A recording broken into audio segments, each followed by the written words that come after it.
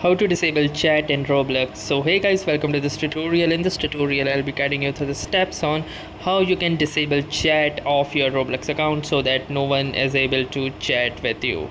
So let me show you how you can do this. So in order to do this, simply launch your Roblox application by tapping onto the app icon, and once your Roblox application successfully launches, you will need to click onto this more option at the bottom right.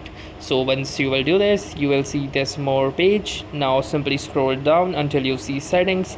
So simply click onto settings, and under the settings click on privacy and content restrictions. So the moment you will do that, it will open a whole new set of menu, and from this menu choose communication, and under communication click on to experience chat.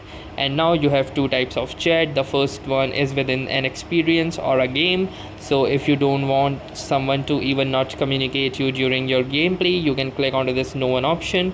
And the second one is the direct chat or DM. So if you want to disable that as well, you can click onto this no one button, and once it's saved successfully, that means no one will be able to direct chat with you. So that's all for this tutorial. Thanks for watching and have a nice day.